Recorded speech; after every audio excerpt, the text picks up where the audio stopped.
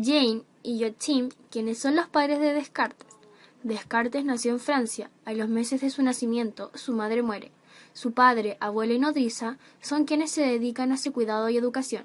El padre de Descartes siempre le decía que era un pequeño filósofo, ya que él se hacía muchas preguntas desde pequeño. Descartes entró al colegio jesuita donde estudió matemática y escolasticismo, con el propósito de orientar la razón humana para comprender la doctrina cristiana. Influenciado por el catolicismo, al terminar sus estudios se matriculó en Derecho, pero su interés siempre fue la matemática y filosofía, las cuales fueron su vocación el resto de la vida. Años después se trasladó a Italia, donde se dedicó a filosofar y a realizar experimentos ópticos. Luego viajó a Holanda, donde pasó por diferentes ciudades, en donde comenzó a escribir ensayos filosóficos. La primera parte habla de geometría óptica, meteoros y el discurso del método. El libro de las meditaciones metafísicas. Su primera meditación revela 4 situaciones que tienen el potencial de confundir nuestras percepciones, lo suficiente como para invalidar una serie de enunciados sobre el conocimiento.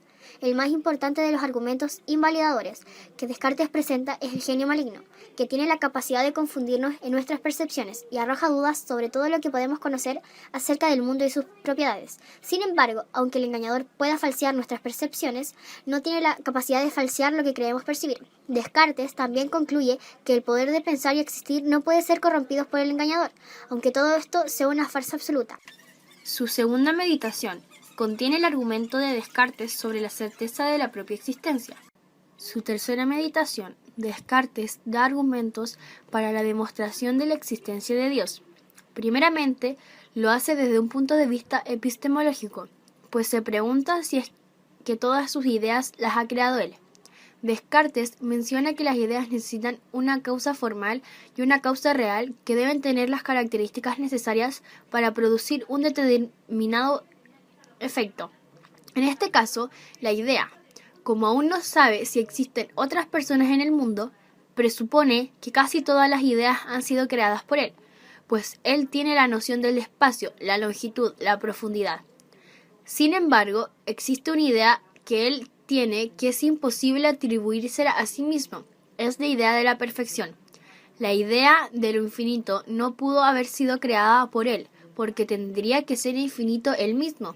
Pero no puede ser infinito porque tendría que ser perfecto, y no es perfecto porque ha creado cosas como ciertas cuando no lo son.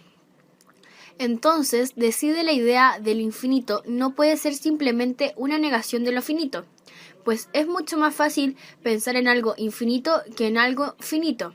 Por lo tanto, esta idea de lo infinito debe pertenecer a algo infinito, y lo único infinito que puede existir es Dios, que también es perfecto, por lo tanto, Dios es. Habiendo demostrado la existencia de Dios, hemos apreciado también que nosotros somos imperfectos, una imperfección que se demuestra a la hora de realizar juicios. No podemos saber si algo es cierto o no, pero si Dios es perfecto, el engaño y el fraude son imperfectos, a lo que nos lleva a pensar que no puede proceder de Dios.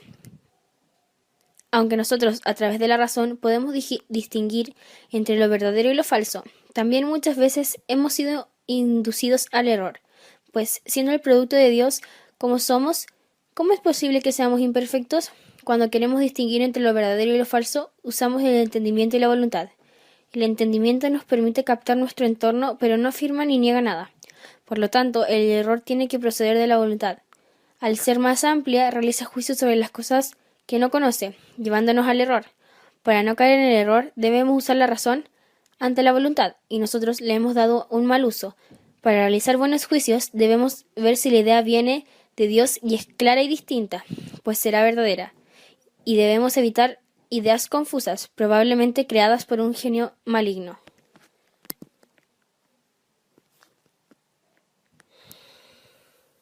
Quinta meditación. Contiene otra prueba de la existencia de Dios, esta vez un argumento ontológico. El argumento parte de una definición de Dios como un ser con todas las perfecciones y de considerar la existencia como una perfección.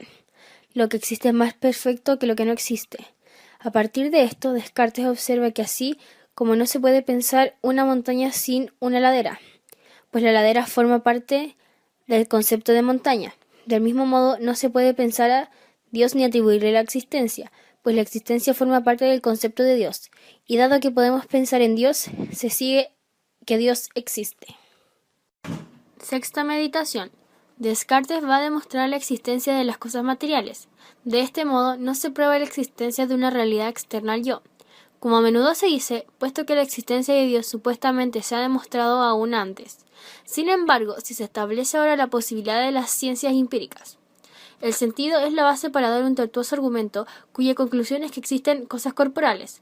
La sensibilidad es una facultad pasiva que necesita de otra activa que la ponga en marcha, la cual reside en cosas corporales existentes fuera de mí. Esto ocurre porque hay un Dios veraz, por lo que podemos confiar en ello. Las cosas corporales son la causa de las ideas de las cosas corporales, por lo tanto existen. El argumento es tortuoso porque Descartes se detiene a explicar por qué. Ocasionalmente, la interpretación más natural de los datos sensoriales resulta engañosa, sin que ello perjudique la veracidad divina. Asimismo, en esta meditación rechaza la hipótesis del sueño, explicando la diferencia que hay entre la vigilia y el sueño.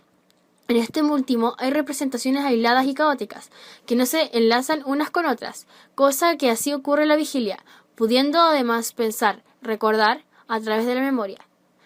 Antes de configurar su método, la filosofía había estado dominada por el método escolástico, que se basaba por completo en comparar y contrastar las opiniones de autoridades reconocidas. Rechazando este sistema, Descartes estableció: en nuestra búsqueda del camino directo a la verdad, no deberíamos ocuparnos de objetos de los que no podamos lograr una certidumbre similar a las de la demostración de la aritmética y la geometría. Por este motivo, dudó de todo hasta haber establecido las razones para creerla. A partir de la primera verdad, pienso luego existo. A partir del principio de que la clara conciencia del pensamiento prueba su propia existencia, mantuvo la existencia de Dios. Dios, según la filosofía de Descartes, creó dos clases de sustancia que constituyen el todo de la realidad. Una clase era la sustancia pensante y la otra la sustancia extensa. Su filosofía, también llamada cartesianismo, le llevó a elaborar explicaciones complejas y erróneas de diversos fenómenos físicos. Se aproximó a la teoría de Copérnico sobre el universo con su idea de un sistema de planetas giratorios moviéndose alrededor del Sol. Renunció a esta teoría cuando fue considerada herética por la Iglesia Católica. En su lugar, ideó una doctrina de los vórtices o torbellinos de materia etérea, en lo que el espacio estaba pleno de materia, en diversos estados, girando sobre el Sol. Su contribución más importante a las matemáticas fue la sistematización de la geometría analítica. Fue el primero que intentó clasificar las curvas conforme al tipo de ecuaciones que las producen, y contribuyó también a la elaboración de la teoría de las ecuaciones. Descartes fue el responsable de la utilización de las últimas letras del alfabeto para designar las cantidades desconocidas y las primeras letras para las conocidas. También inventó el método de los exponentes, para indicar las potencias de los números. Además, formuló la regla, conocida como la ley cartesiana de los signos, para descifrar el número de raíces negativas y positivas de cualquier ecuación algebraica. Descartes muere un 11 de febrero de 1950 en Estocolmo, Suecia, a la edad de 53 años.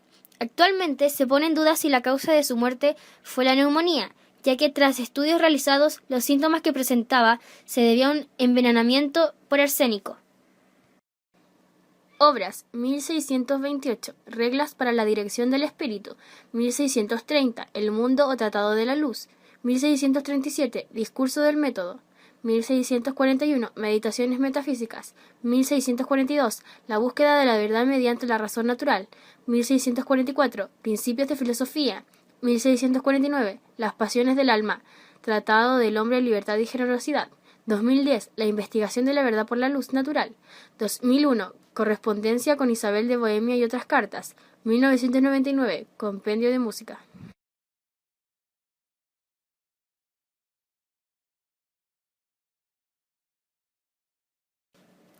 John Locke nació el 29 de agosto de 1632 en Brighton, Somerset, Inglaterra. Fue hijo de abogado. Estudió en Westminster School.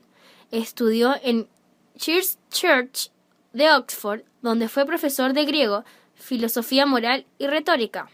Años después, volvió a Oxford y estudió medicina. En 1775 se radica en Francia. Desde 1683 a 1688 reside en Holanda. Tras la Revolución Gloriosa de 1688 y la restauración del protestantismo, regresó a Inglaterra. En 1696, el rey Guillermo de Orange lo nombró ministro de Comercio. En 1700 dimitió a causa de una enfermedad. John Locke, en la política, es considerado el padre del liberalismo moderno. Propone que la soberanía emana del pueblo, que la propiedad de la vida y el derecho a la felicidad son derechos naturales.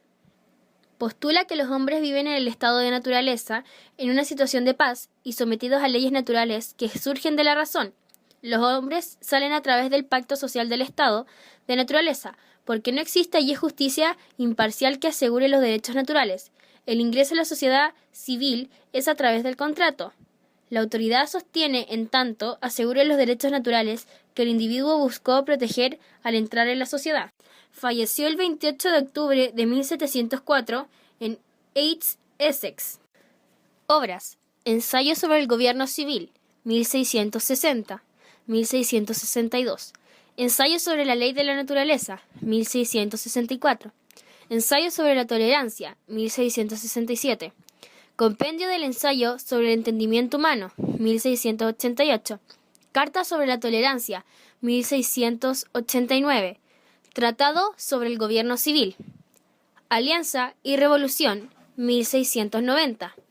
Consecuencia de la reducción del tipo de interés y la subida del dinero, 1691. Pensamiento sobre la educación, 1963.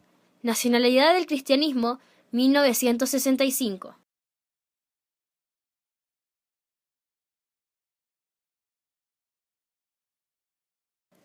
Comparación entre Locke y Descartes.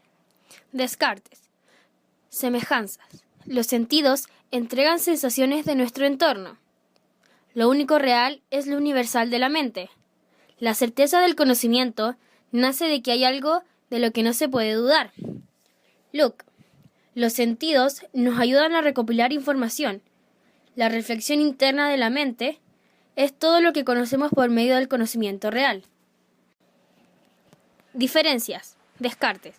Las bases del conocimiento, es decir, sus cimientos son falsos. Los sentidos no engañan, por lo que el conocimiento de ellos es incierto. Se puede dudar de todo como la existencia del mundo físico y de todo lo que creemos saber, ver y tocar. Locke. Desde que nacemos, adquirimos conocimiento a partir de la existencia. Los sentidos son la primera fuente del conocimiento. La experiencia en la realidad de la vida o a través de los sentidos que perciben el mundo nos guían al conocer. En cuanto a las ideas, Descartes sostiene el origen nacional de las ideas claras y distintas, y distingue tres tipos de ellas: innatas, adventicias y ficticias. Locke niega la existencia de ideas innatas y absolutas y sostiene que las ideas adventicias y ficticias de Descartes son producto de la sensación y de la reflexión sobre nuestra experiencia. En cuanto al conocimiento, Descartes sostiene la posibilidad de un conocimiento claro y distinto, solo a partir de la razón. Locke niega rotundamente la posibilidad de conocimiento absoluto y sostiene que todo conocimiento humano tiene origen sensorial y empírico. Locke formula casi la totalidad de su teoría, discutiendo los postulados de Descartes.